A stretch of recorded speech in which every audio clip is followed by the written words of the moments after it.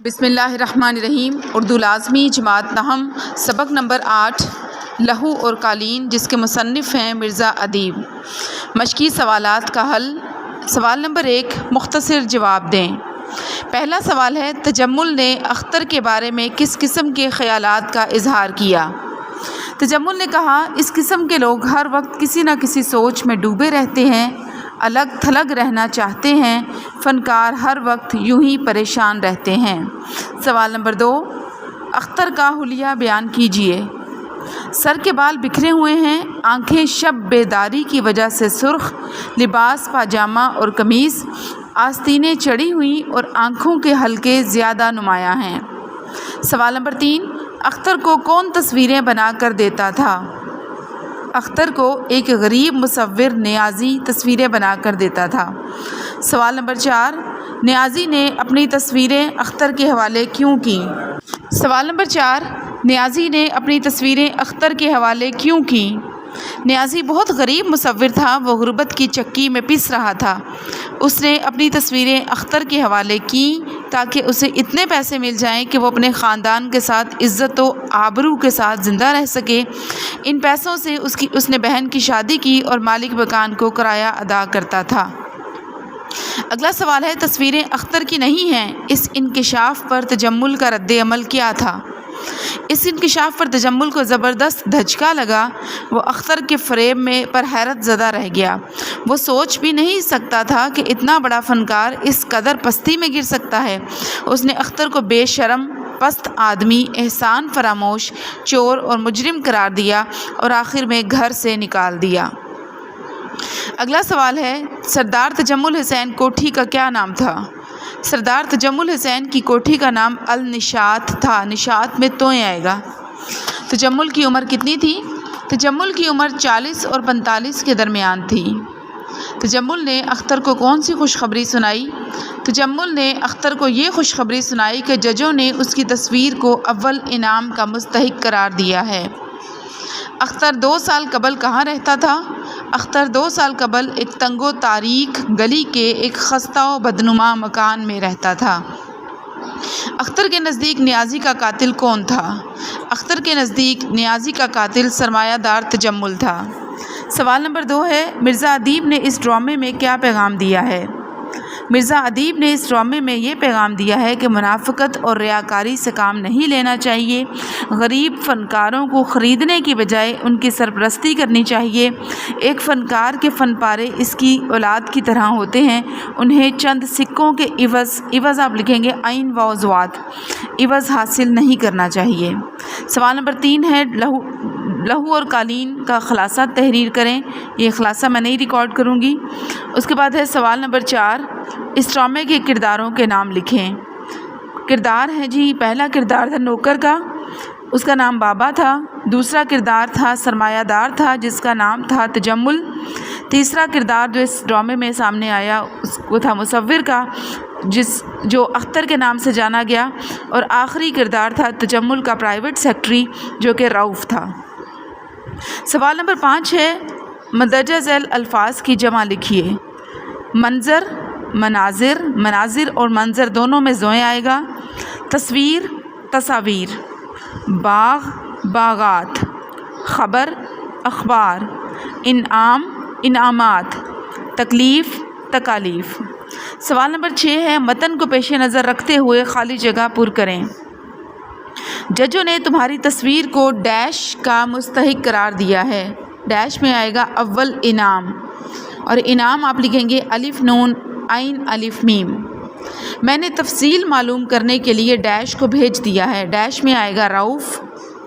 تم نے ملک کے تمام ڈیش کے مقابلے میں یہ انعام جیتا ہے۔ خالی جگہ میں آئے گا مصوروں، اور مصوروں میں سواد اور آخر میں نون غنہ آئے گا۔ تمہیں مبارکباد دینے شہر کے ڈیش آ رہے ہیں، معززین، میم عین زے یہ نون۔ سنا ہے ڈیش پر کبھی کبھی دورے بھی پڑتے ہیں، آرٹسٹوں، اس میں بھی آخر میں نون غنہ آئے گا۔ میرے ڈیش کی بہتری اسی میں ہے کہ یہاں سے چلا جاؤں۔ فن، آپ کے ڈیش کا ڈیش ابھی زمین بوس ہو جائے گا۔ پہلی ڈیش میں آئے گا تصورات، اور دوسری میں آئے گا شاندار محل۔ آپ سب کچھ سمجھ جائیں گے، یہ کوئی ڈیش نہیں ہے۔ معمہ، میم عین میم الف۔ آج سے 2 سال پہلے میں ایک ڈیش گلی کے ایک خستہ اور ڈیش مکان میں رہتا تھا۔ پہلی ڈیش میں آئے گا تنگ و تاریک اور دوسری میں آئے گا بدنما۔ قانون تمہیں کچھ نہیں کہے گا مگر ڈیش کی نظروں میں تم ڈیش ہو۔ پہلی ڈیش میں آئے گا انسانیت اور دوسری میں آئے گا قاتل۔ سوال نمبر 7 ہے، اعراب کی مدد سے تلفظ واضح کریں۔ پہلا لفظ ہے تجمل، تے پہ زبر، جیم پہ زبر، میم پہ شد اور پیش اور لام پہ جزم۔ مصور، میم پہ پیش، صاد پہ زبر، واو پہ شد اور زیر اور رے پہ جزم۔ متعجب، میم پہ پیش، تے پہ جزم، عین پہ زبر، جیم کا پہ شد اور نیچے زیر اور بے پہ جزم۔ مستحق، میم پہ پیش، سین پہ جزم، تا پہ زبر، ہا پہ زیر اور قاف پہ جزم۔ اعزاز، الف کے نیچے زیر، عین پہ جزم، زے پہ جزم اور پھر اگلی زے پہ جزم۔ معززین، میم پہ پیش، عین پہ زبر، زے پہ شد اور زبر، اگلے زے پہ زیر، یہ پہ جزم اور نون پہ بھی جزم۔ اہتمام، الف کے نیچے زیر، ہے پہ جزم، تے کے نیچے زیر، میم پہ زبر اور اگلی میم پہ جزم۔ سنجیدہ، سین پہ زبر، نون پہ جزم، جیم کے نیچے زیر، یہ پہ جزم، دال پہ زبر اور ہے پہ جزم۔ معاملہ، میم پہ پیش، عین پہ زبر، میم پہ زبر، لام پہ زبر اور ہے پہ جزم۔ معمہ، میم پہ پیش، عین پہ شد اور زبر اور میم پہ پھر زبر۔ سوال نمبر 8 ہے، مذکر اور مؤنث الگ الگ کریں۔ ان میں مکس الفاظ دیے ہوئے ہیں، میں الگ الگ ان کو پڑھے دیتی ہوں۔ مذکر الفاظ ہیں پاجامہ، اخبار، مصور اور مہمان، جبکہ مؤنث الفاظ مشتمل ہیں سرکار، قمیص، تصویر، جھونپڑی، توہین اور نمائش پہ۔ بعض فصحاء نے قمیص کو مذکر بھی لکھا ہے، یعنی بعض لوگ اسے مذکر کہتے ہیں اور بعض لوگ اسے مؤنث بھی کہتے ہیں۔ سوال نمبر 9 ہے، کالم الف میں دیے گئے الفاظ کو کالم بے کے متعلقہ الفاظ میں ملائیے۔ اس کا طریقہ میں پہلے بھی بیان کر چکی ہوں کہ 2 کالم دیے ہوں گے، ایک کالم الف، دوسرا کالم بے۔ آپ نے کالم الف کی ترتیب کو مد نظر رکھتے ہوئے ایک نیا کالم بنانا ہے کالم جیم کے عنوان سے، اور کالم الف کی ترتیب کو مد نظر رکھتے ہوئے کالم بے کے الفاظ میں سے کالم الف کا متعلقہ لفظ ڈھونڈ کر آپ نے کالم جیم میں لکھنا ہوگا۔ پہلا لفظ جو کالم الف میں دیا گیا ہے تجمل، اور کالم بے کا متعلقہ لفظ ہے سرمایہ دار۔ دوسرا لفظ ہے بابا اور اس کا متعلقہ لفظ ہے نوکر۔ تیسرا ہے مرزا ادیب اور اس کا متعلقہ لفظ کالم بے میں سے ہم نے چنا ڈرامہ نگار۔ چوتھا لفظ ہے رؤف، کالم بے میں سے جو لفظ چنا گیا اس کے لیے وہ ہے سیکریٹری۔ اور آخری لفظ ہے اختر اور اس کا متعلقہ ہے کالم بے میں سے مصور۔ سوال نمبر 10 ہے، مندرجہ الفاظ کے معنی لکھیے اور جملوں میں استعمال کریں۔ پہلا لفظ ہے فنکار۔ فنکار کے معنی ہوتے ہیں ہنرمند یا تخلیقی کام کرنے والا۔ اس کا جملہ ہے کہ چغتائی ایک عظیم فنکار تھا۔ آپ لازمی نہیں یہی جملے بنائیں، آپ کوئی بھی اچھے اور معیاری جملے ان کے علاوہ بھی بنا سکتے ہیں۔ شب بیداری کا معنی ہوتا ہے رات کا جاگنا یا بے خوابی۔ لیلۃ القدر کے موقع پر ہم شب بیداری کرتے ہیں۔ خوشخبری، اچھی خبر، مزدہ یا بشارت۔ احمد نے مجھے جماعت میں اول آنے کی خوشخبری سنائی۔ اعزاز، اس کا معنی ہوتا ہے عزت یا رتبہ۔ حکومت نے چینی وزیر اعظم کے اعزاز میں دعوت کا اہتمام کیا۔ کارنامہ، یعنی غیر معمولی کام یا بڑا کام۔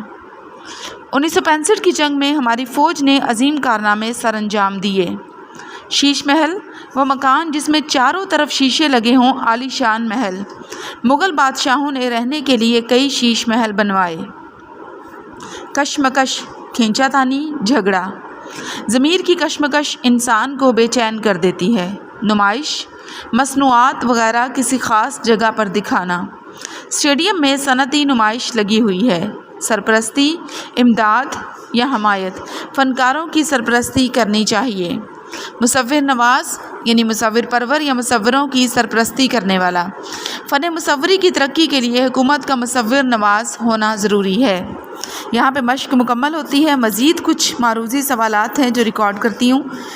پہلا ہے سردار تجمل کی عمر ہے 30 اور 45 سال کے درمیان، 40 اور 50 سال کے درمیان، 50 اور 60 سال کے درمیان یا 40 اور 45 سال کے درمیان۔ درست جواب ہے ڈی یعنی کہ 40 اور 45 سال کے درمیان۔ اختر کہاں ٹہل رہا ہے؟ پارک میں، باغ میں، گھر کے باہر یا سڑک پر؟ درست جواب ہے باغ میں۔ بابا صفائی کے لیے کتنی دیر کے لیے آتا ہے؟ 5-10 منٹ کے لیے، 10-15 منٹ کے لیے، 15-20 منٹ کے لیے یا آدھا پون گھنٹے کے لیے؟ تو درست جواب ہے 5-10 منٹ کے لیے۔ اختر ہے نوجوان، بوڑھا، ادھیڑ عمر یا کم عمر؟ درست جواب ہے ادھیڑ عمر۔ سردار تجمل کی کوٹھی کا نام کیا ہے؟ نشاط، النشاط، الزہرہ یا شیش محل؟ درست جواب ہے النشاط۔ اختر نے کون سا لباس پہنا ہوا؟ سفید، سیاہ، سرخ یا سبز؟ درست جواب ہے سرخ۔ تجمل کے سیکرٹری کا نام ہے رؤف، سردار، بابا یا بشیر؟ درست جواب ہے رؤف۔ اختر کی تصویروں کو ججوں نے قرار دیا اول، دوم، سوم یا چہارم؟ درست جواب ہے اول۔ اختر کتنا عرصہ سردار تجمل کے ہاں رہا؟ 2 سال، 2.5 سال، 3 سال یا 4 سال؟ درست جواب ہے 2 سال۔ اختر تھا مفلس مصور، کلاش مصور، گمنام مصور یا یہ سب؟ درست جواب ہے یہ سب۔ کس غریب مصور نے اختر کو تصویریں بیچیں؟ رؤف، نیازی، تجمل یا بابا؟ درست جواب ہے نیازی۔ کس کی نظروں میں تجمل قاتل ہے؟ قانون کی، انسانیت کی، لوگوں کی یا اخلاق کی؟ درست جواب ہے انسانیت کی۔ یہاں پہ ہمارا سبق مکمل ہوتا ہے۔ اللہ تعالی ہم سب کو اپنی رحمتوں کے عظیم سائے میں رکھے، آمین۔